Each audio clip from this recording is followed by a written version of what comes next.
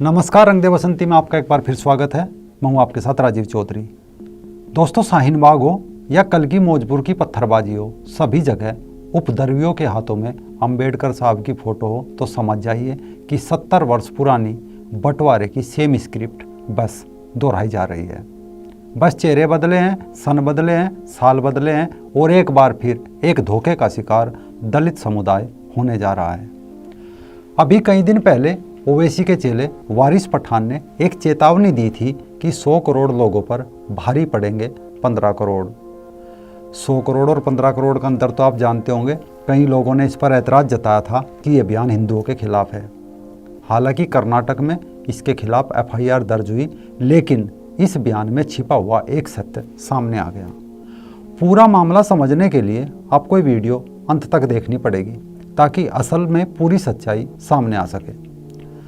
दरअसल ये बयान न बीजेपी के खिलाफ है न हिंदुओं के खिलाफ है, क्योंकि इन्हें तो ये लोग अपना शत्रु समझते ही हैं। तो अब ये चेतावनी थी उन कथित दलितों को जो जय मीम जय भीम का गीत गा रहे थे। मतलब वारिस पठान ने दलित मुस्लिम एकता के बैनर के ढोंग पर लात मारकर बता दिया कि चाहे चंद्रशेखर रावण हो या मायावती, जिग्नेश मेवानी हो या कन्हैया कुमार, ये सब भी इनकी हिट लिस्ट में है। बस मौका इंतजार का है। केवल यही नहीं बल्कि वो नकली बौद्ध भी जो अफगानिस्तान, श्रीलंका और म्यांमार से सबक न लेकर बुद्ध के उपासक बनने के बजाय मंचों पर मौलानाओं के पैरों में बैठे हैं, ये चेतावनी उनको भी थी। ये चेतावनी थी उन सिख भाइयों को जो अपना कथित फ्लैट बेचकर शाहीन बाग में बिरयानी परोस रहे थे। ये चेतावनी थी रवीश कुमार से लेकर स्वरा भास्कर को, अनुराग कश्यप को और धर्मनिरपेक्षता की चादर ओढ़े सभी सेकुलर और वामपंथियों को। अपने एक ही बयान में वारिस पठान ने बता दिया कि कुछ भी कर लो, हमारी नज़रों में आप सब काफिर हैं और काफिर का इलाज हमारी पुस्तक में साफ साफ लिखा है। खैर, एक ऐसे भ्रम का शिकार कभी अंबेडकर से बड़े एक दलित नेता जोगिंदर नाथ मंडल भी हुआ करते थे। वह दिन रात दलित मुस्लिम एकता का सपना देखा करते थे। नतीजा हिंदू होने के बावजूद उसने बंटवारे में भारत की जगह पाकिस्तान को चुना। लेकिन पाकिस्तान बनने के बाद कुछ ही दिनों में उनके सपने पर लात लगी और किसी तरह भागकर भारत में शरण लेनी पड़ी। जोगिंदर नाथ मंडल एक कथित पिछड़ी जाति से ताल्लुक़ रखते थे। उन्होंने अपनी राजनीति को भी पिछड़ी जाति के इर्द गिर्द रखा था। पिछड़ी जातियों में खासकर बंगाल में उनका अच्छा रसूख था। हिंदुओं को कोसकर मुसलमानों के वर्चस्व वाली पार्टी मुस्लिम लीग से जुड़ गए थे।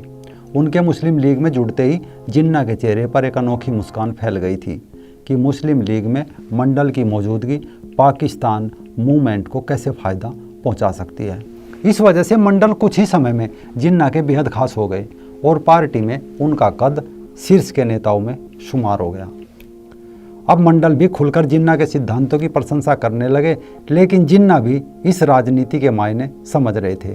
तभी उन्होंने इसको एक और अच्छी तरह भुनाना शुरू कर दिया। इस वजह से बंटवारे के राजनीतिक समीकरण भी तेजी से बदलने लगे।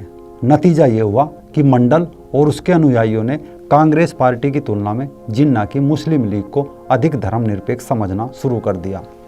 मंडल को एक भ्रम हो गया था कि गांधी के भारत के बजाय जिन्ना के धर्मनिरपेक्ष पाकिस्तान में अनुसूचित जनजाति जाति की स्थिति बेहतर होगी। अब वे खुलकर अलग पाकिस्तान के समर्थन में आ गए और शेष दलितों को भी इस मूवमेंट के साथ जोड़ने में जुट गए। मुस्लिम लीग का मकसद था भारत को जितना हो सके उतना बांटकर पाकिस्तान के नक्शे को बड़ा करना। इसीलिए उन्होंने मंडल को प्रत्येक मौके पर पार्टी में खास साबित किया। लीग के नेता बखूबी जानते थे कि केवल मुसलमानों की राजनीति से पाकिस्तान का नक्शा बड़ा नहीं होगा। इसके लिए ज़रूरी है कि दलितों को भी साथ रखा जाए। कल तक जिन्ना जिस पाकिस्तान का वजूद मुसलमानों में तलाश रहा था, अब उस तलाश का केंद्र दलित मुसलमान हो चला था। लेकिन इनकी सोच के बीच में एक दीवार थी जिसका नाम था बाबा साहब अम्बेडकर। मुस्लिम लीग और जोगिंदर नाथ मंडल की दलितों और मुसलमानों का पाकिस्तानी वाली सोच से अम्बेडकर गहरा विरोध रखते थे। अम्बेडकर जी भारत विभाजन के विरोध में तो थे ही, वे दलितों के लिए भारत को ही उपयुक्त मानते थे। वे जानते थे कि मुसलमान सिर्फ दलितों का इस्तेमाल कर रहे हैं। यदि भारत का बंटवारा मजहबी आधार पर हो रहा है तो ज़रूरी है कि कोई भी मुसलमान भारत में ना रहे और पाकिस्तान में रहने वाले हिंदुओं को भी भारत आ जाना चाहिए। इस बात से नाराज होकर मंडल ने बाबा साहब से भी किनारा कर लिया। इसके बाद जोगिंदरनाथ मंडल ने मुस्लिम लीग की तरफ से भारत विभाजन के वक्त एक अहम किरदार निभाया था। बंगाल के कुछ इलाके जहां हिंदू, जिसमें दलित भी शामिल है, और मुसलमानों की आबादी समान थी, वहां पाकिस्तान या हिंदुस्तान में शामिल होने हेतु चुनाव कराए गए। इन इलाकों को पाकिस्तान में शामिल करने हेतु जरूरी था कि सारे मुसलमान और हिंदुओं में से पिछड़ी जातियां पाकिस्तान के पक्ष में वोट करें। जिन्ना ने इसकी कमान जोगिंदरनाथ मंडल को सौंप दी थी। जैसे आज इस कमान का मुख्य चेहरा बामसेप वाला वामन मेश्राम, चंद्रशेखर रावण, जिग्नेश मेवानी आदि बना दिए गए हैं। खैर, जोगिंदरनाथ मंडल दलितों के दिमाग में इस बात को घुसाने में कामयाब रहे कि मुस्लिम ही दलितों के सच्चे मसीहा है और पाकिस्तान में दलितों के हितों का सबसे अधिक ध्यान रखा जाएगा। मंडल के मनुवाद ब्राह्मणवाद के खिलाफ दिए गए जहरीले बयानों ने दलित मुस्लिम एकता को पक्का कर दिया और पिछड़ी जातियों के वोटों को पाकिस्तान के पक्ष में कर लिया। और इस तरह जोगिंदरनाथ मंडल की सहायता से जिन्ना ने भारत के बड़े हिस्से को पाकिस्तान के नक्शे में समाहित कर लिया। अब पाकिस्तान के नक्शे को बड़ा करने के लिए मुस्लिम लीग ने जिस तरह मंडल का इस्तेमाल किया, वह पुरानी बॉलीवुड फिल्मों की उन कहानियों जैसा था, जब एक विलन किसी बच्चे को किडनैप करने के लिए टॉफ़ी या चॉकलेट का लालच देकर अपने पास बुलाता है और फिर अपना असली रंग दिखाना शुरू करता है। बंटवारे के बाद मंडल एक बड़ी दलित आबादी लेकर पाकिस्तान चले गए।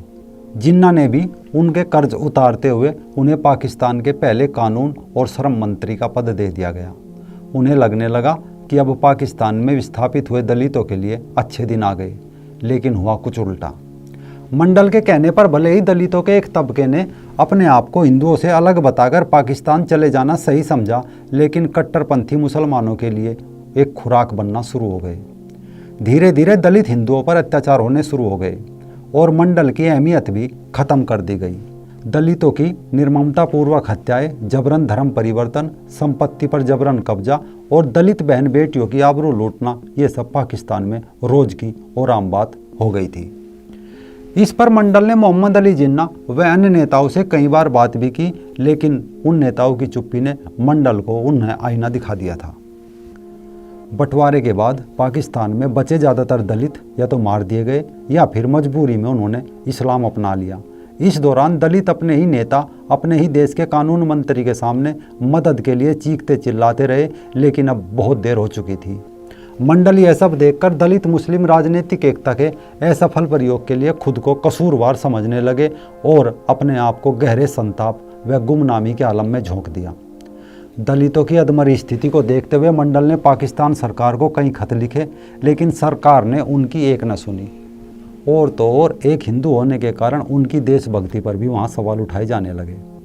स्थितियों को भांपते हुए 8 अक्टूबर 1950 की रोज़ जोगिंदरनाथ मंडल पाकिस्तान के तत्कालीन प्रधानमंत्री लियाकत अली खान के मंत्रिमंडल से त्यागपत्र देकर भारत आ गए। वे गए तो थे लाखों अनुयायियों को लेकर, लेकिन आए तो अकेले शरणार्थी बनकर। वे दलित वहीं रह गए जो मंडल के कहने पर अपना देश छोड़कर चले गए थे। दलित मुस्लिम एकता की कीमत आज तक वे आबादी वहाँ चुका रही है। वे हर रोज़ अपमानित हो रहे हैं, धर्म बदल रहे हैं, अपमान के घूंट पी रहे हैं, महिला उठा रहे हैं, भेदभाव का शिकार हो रहे हैं, मानो हर दिन मंडल के फैसले के कारण वो मर मर कर जी रहे हैं। खैर, 5 अक्टूबर 1968 को जोगिंदरनाथ मंडल का निधन उनकी जननी जन्मभूमि पर, इस भारत भूमि पर हो गया, लेकिन उनकी मौत के लगभग 50 साल बाद आज वही प्रयोग एक बार फिर दोहराया जा रहा है।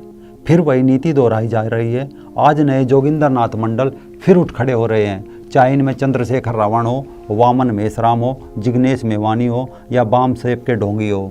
सीधे साधे दलित भाई बहनों को उसी नीति के तहत फिर भड़काना शुरू कर दिया। इसमें मूल निवासी का इंजेक्शन है, मनुवाद को गाली है, मौलानावाद को ताली है। हाजी हज्जामों इमामों के चरणों में बैठे इनके कथित नेता है, मतलब बिल्कुल वही 70 वर्ष पुरानी सेम स्क्रिप्ट है। बस चेहरे बदले, सन बदले, साल बदले, एक बार फिर धोखे का शिकार दलित समुदाय होने जा रहा है।